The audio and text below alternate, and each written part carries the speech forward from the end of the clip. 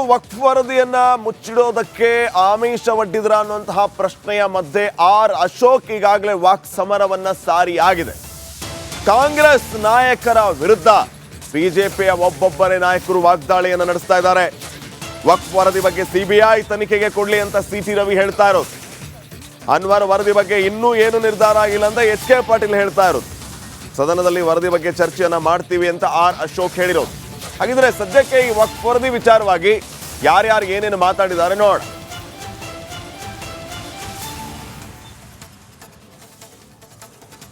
ಮಂಗಳವಾರ ಬುಧವಾರ 3 ದಿನ ಉತ್ತರ ಕರ್ನಾಟಕದ ಬಗ್ಗೆ ಚರ್ಚೆ ಮಾಡಬೇಕು ಅಂತ ಅವರು ಯಾವ ಸಬ್ಜೆಕ್ಟ್ ರೈಸ್ ಮಾಡ್ತಾರೆ ಅಂತ ಹೇಳೋಕ್ಕಾಗಲ್ಲ.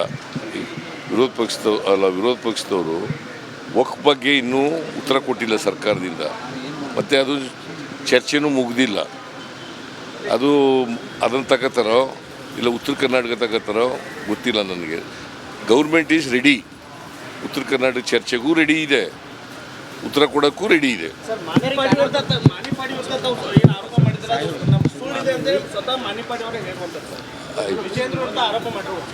ಇಲ್ಲ ಆಯ್ತಪ್ಪ, ಮಾಣಪ್ಪಾಡಿನ ಸ್ವತಃ ಇದರಲ್ಲಿ ಹೇಳಿದಾರಲ್ಲ ಹಿಂದೆ. ಮತ್ತೆ ಅದು ಏನು, ಯಾವ್ದು ಸರಿ ಯಾವ್ದು ತಪ್ಪು? ಈಗ ಮೊದಲು ಹೇಳಿದವ್ರು ಯಾರು ರೀ? ಮಾಣಿಪ್ಪಾಡಿ. ಅದ್ರ ಮೇಲೆ ತಾನೇ ನಾವು ರಿಯಾಕ್ಟ್ ಮಾಡಿರೋದು. ಈಗ ಇಲ್ಲ ಅಂತಂದರೆ ಏನು ಮಾಡ್ಬೇಕು ಹೇಳಿ ನೀವೇ? ನಾವು ರಿಯಾಕ್ಟ್ ಮಾಡಿರೋದು ಸರಿಯಾಗಿದೆ ನನ್ನ ಪ್ರಕಾರ. ಅವರು 150 ಕೋಟಿ ಆಫರ್ ಮಾಡಿದ್ರು ಅಂತ ಅವರೇ ಹೇಳಿರೋದು. ವಿಡಿಯೋ ರೆಕಾರ್ಡ್ನಲ್ಲಿ ಇದೆ, ಅವರೇ ಮಾತಾಡಿರೋದು, ಪ್ರೆಸ್ ಮೀಟಿಂಗ್ ಮಾಡಿ ಹೇಳಿರೋದು. ಗೊತ್ತಾಯ್ತಾ? ನಂಬರ್ 1. ನಂಬರ್ 2, ಈಗ ಇಲ್ಲ ಅಂತ ಹೇಳ್ತಾ ಇದ್ದಾರೆ ಆಫ್ಟರ್ ಮೆನಿ ಇಯರ್ಸ್. ಏನು ಮಾಡ್ಬೇಕು ಹೇಳಿ ನೀವೇ ಹೇಳ್ಬೇಕು, ಏನು ಮಾಡಬೇಕು?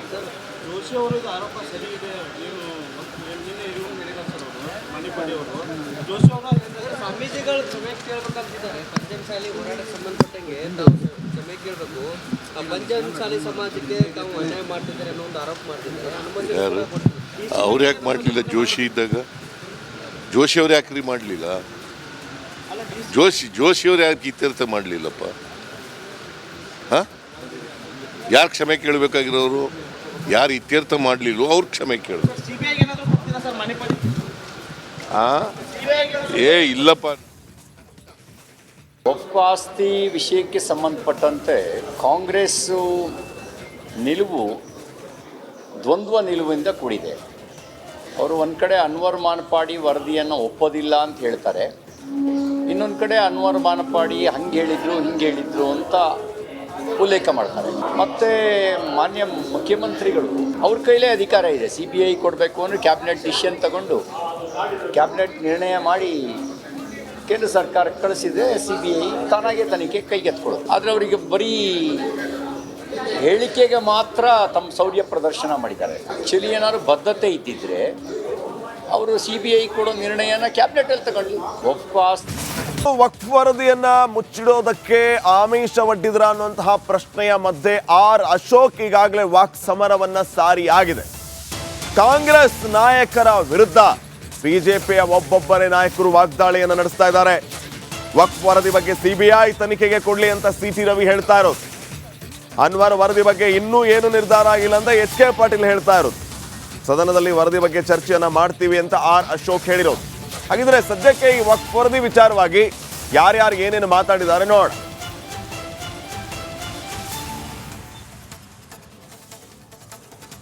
ಮಂಗಳವಾರ ಬುಧವಾರ 3 ದಿನ ಉತ್ತರ ಕರ್ನಾಟಕದ ಬಗ್ಗೆ ಚರ್ಚೆ ಮಾಡಬೇಕು ಅಂತ ಅವರು ಯಾವ ಸಬ್ಜೆಕ್ಟ್ ರೈಸ್ ಮಾಡ್ತಾರೆ ಅಂತ ಹೇಳೋಕ್ಕಾಗಲ್ಲ. ವಿರೋಧ ಪಕ್ಷದವರು ವಕ್ಫ್ ಬಗ್ಗೆ ಇನ್ನೂ ಉತ್ತರ ಕೊಟ್ಟಿಲ್ಲ ಸರ್ಕಾರದಿಂದ, ಮತ್ತು ಅದು ಚರ್ಚೆನೂ ಮುಗ್ದಿಲ್ಲ. ಅದನ್ನು ತಗೋತಾರೋ ಇಲ್ಲ ಉತ್ತರ ಕರ್ನಾಟಕ ತಗೋತಾರೋ ಗೊತ್ತಿಲ್ಲ ನನಗೆ. ಗೌರ್ಮೆಂಟ್ ಈಸ್ ರೆಡಿ, ಉತ್ತರ ಕರ್ನಾಟಕ ಚರ್ಚೆಗೂ ರೆಡಿ ಇದೆ, ಉತ್ತರ ಕೊಡೋಕ್ಕೂ ರೆಡಿ ಇದೆ.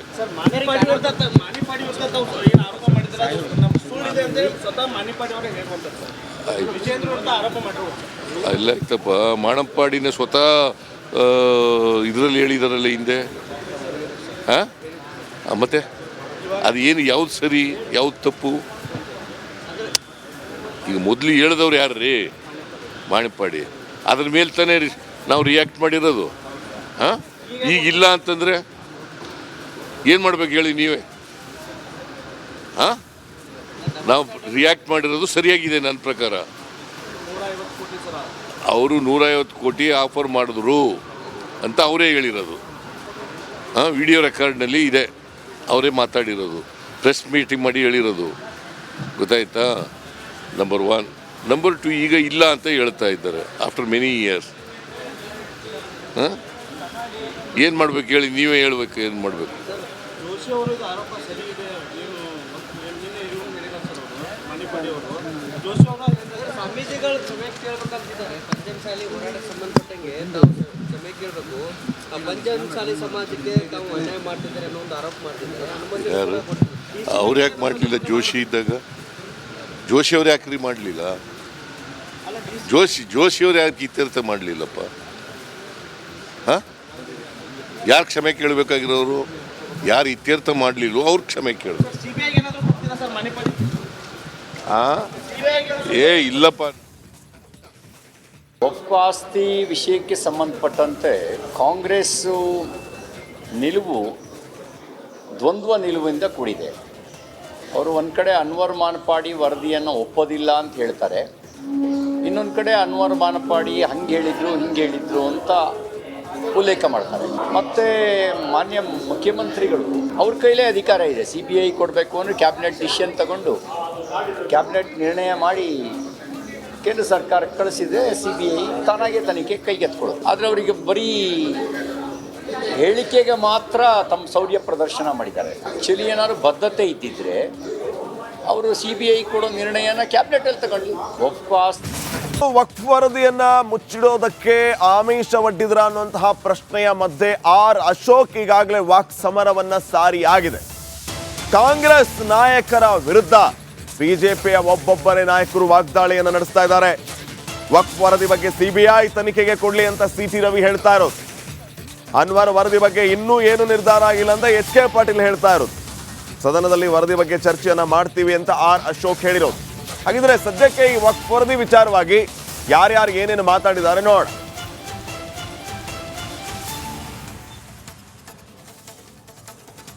ಮಂಗಳವಾರ ಬುಧವಾರ 3 ದಿನ ಉತ್ತರ ಕರ್ನಾಟಕದ ಬಗ್ಗೆ ಚರ್ಚೆ ಮಾಡಬೇಕು ಅಂತ. ಅವರು ಯಾವ ಸಬ್ಜೆಕ್ಟ್ ರೈಸ್ ಮಾಡ್ತಾರೆ ಅಂತ ಹೇಳೋಕ್ಕಾಗಲ್ಲ. ವಿರೋಧ ಪಕ್ಷದವರು ವಕ್ಫ್ ಬಗ್ಗೆ ಇನ್ನೂ ಉತ್ತರ ಕೊಟ್ಟಿಲ್ಲ ಸರ್ಕಾರದಿಂದ, ಮತ್ತು ಅದು ಚರ್ಚೆನೂ ಮುಗ್ದಿಲ್ಲ. ಅದನ್ನು ತಗೋತಾರೋ ಇಲ್ಲ ಉತ್ತರ ಕರ್ನಾಟಕ ತಗೋತಾರೋ ಗೊತ್ತಿಲ್ಲ ನನಗೆ.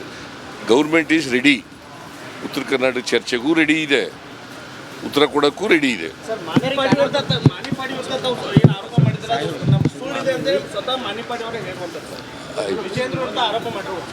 ಇಲ್ಲ ಆಯ್ತಪ್ಪ, ಮಾಣಪ್ಪಾಡಿನ ಸ್ವತಃ ಇದರಲ್ಲಿ ಹೇಳಿದಾರಲ್ಲ ಹಿಂದೆ. ಹಾಂ, ಮತ್ತೆ ಅದು ಏನು, ಯಾವ್ದು ಸರಿ ಯಾವ್ದು ತಪ್ಪು? ಈಗ ಮೊದಲು ಹೇಳಿದವ್ರು ಯಾರು ರೀ? ಮಾಣಿಪ್ಪಾಡಿ. ಅದ್ರ ಮೇಲೆ ತಾನೇ ನಾವು ರಿಯಾಕ್ಟ್ ಮಾಡಿರೋದು. ಹಾಂ, ಈಗ ಇಲ್ಲ ಅಂತಂದರೆ ಏನು ಮಾಡ್ಬೇಕು ಹೇಳಿ ನೀವೇ? ಹಾಂ, ನಾವು ರಿಯಾಕ್ಟ್ ಮಾಡಿರೋದು ಸರಿಯಾಗಿದೆ ನನ್ನ ಪ್ರಕಾರ. ಅವರು 150 ಕೋಟಿ ಆಫರ್ ಮಾಡಿದ್ರು ಅಂತ ಅವರೇ ಹೇಳಿರೋದು. ಹಾಂ, ವಿಡಿಯೋ ರೆಕಾರ್ಡ್ನಲ್ಲಿ ಇದೆ, ಅವರೇ ಮಾತಾಡಿರೋದು, ಪ್ರೆಸ್ ಮೀಟಿಂಗ್ ಮಾಡಿ ಹೇಳಿರೋದು. ಗೊತ್ತಾಯ್ತಾ? ನಂಬರ್ 1. ನಂಬರ್ 2, ಈಗ ಇಲ್ಲ ಅಂತ ಹೇಳ್ತಾ ಇದ್ದಾರೆ ಆಫ್ಟರ್ ಮೆನಿ ಇಯರ್ಸ್. ಹಾಂ,